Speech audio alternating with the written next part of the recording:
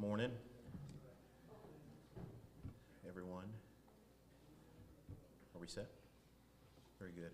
So my name is Larry Davis. I am running for Congressional District 6 against Cleo Fields. The reasoning behind this decision is because we need real change for the citizens of Congressional District 6. This is not about politics, it's about people, and we need to put the people's interests before any political party, before any political game. And so we are dedicated to ensuring that the constituents of CD6 are represented. They have the priorities and the resources and the industry that they need to survive and thrive for the state of Louisiana. Sir, could you give us just a little bit of your background? Yes, sir. So, are you running in which primary? Are you running in the Democratic primary or the Republican? I am in the Republican primary. I grew up in North Baton Rouge, graduated and went to Glen Oaks Park Elementary, went to Woodlawn Middle, and graduated high school from Denham Springs High. I put myself into service, Boy Scouts. I currently serve as the District 6 representative for the Livingston Parish Republican Executive Committee and the governor's appointee to the Election Board of Supervisors for Livingston Parish. And you think it was, this district was obviously drawn as a majority black district, but also that would favor the Democrats, as you know. Do you believe there's an opportunity, though, for a Republican to flip this seat?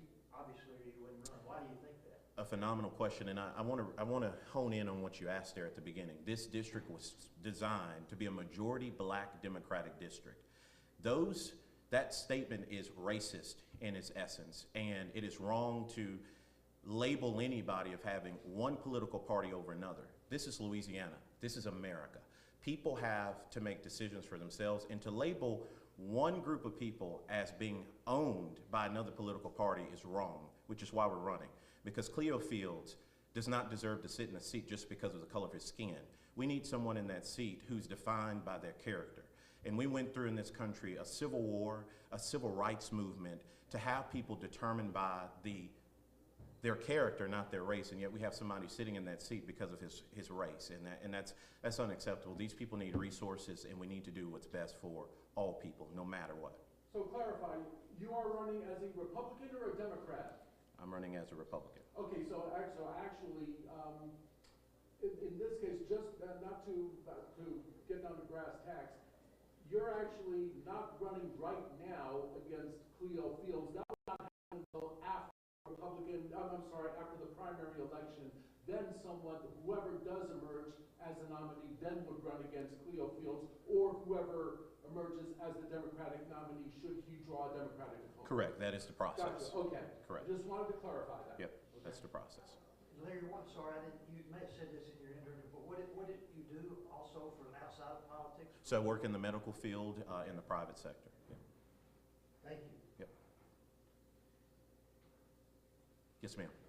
I understand that you're probably the only Republican that's going to qualify for this, so that I understand the reference to Cleo Field. What makes you uniquely qualified for this? That's a great question. So, as a 28-year-old man running for Congress, I think that speaks volumes to the time that we're in this country. The fact that a 28-year-old has to put his life on hold to serve this country because the current representative is not doing what's necessary. As we toured the district and have been campaigning, we've talked to mayors, we've talked to constituents. There's issues across the river where public centers are not even being taken care of. That takes direct federal dollars. We see industry that's not even being brought to the heart of Louisiana. We see the current representative only representing part of this district and not the whole. That's unacceptable. When you sign up and when you qualify and run an election, it is a sacrifice. And so to answer your question, what makes me uniquely qualified is that I am devoted to this country. I'm devoted to Louisiana. I've already put service before anything else because that's all that we have. And we need men and women of conviction to run for office whose sole goal is not to get rich, not to get famous, not to live comfortably behind gates, but to represent the people in their district. And right now, the current representative lives behind the gates while the very people in CD6 can't even go to a parade without being shot at. That's a stark contrast. And so we need a fighter who understands what it takes to represent the people. And I'm one of them. Yes, ma'am. I understand you do a lot of volunteer work. Correct. And I know that you've done some work with Turning Point USA, AFP, and Young Republicans. Could you explain, what drives you to volunteer? Because obviously, as a 28-year-old man, you could be doing so many other things. What drives you to volunteer in these wonderful organizations? Right. Some of the people on the stage represent the foundation that I have. And so my mom can tell you that I will sit and I will complain about something, and then at some point, you got to stop complaining and you got to put your life on the line. And so in each one of those organizations, I decided that instead of speaking about it, I needed to be about it. And so that's why I joined Kiwanis. That is why I started the Young Republican Club in Livingston Parish. We didn't have one. That is why last year I actually started a nonprofit called We the People, which brings the 4th of July parade to Livingston Parish community, because every community in this state should be celebrating America's independence. America fought to free slavery. America fought to break down the chains of slavery and segregation in this country. And so we have to be the leaders that make that change happen. And that is what I've devoted my life to, is not just preaching, but practicing what I preach and live with integrity and trying to solve some of the issues that we face. Thank you for that question.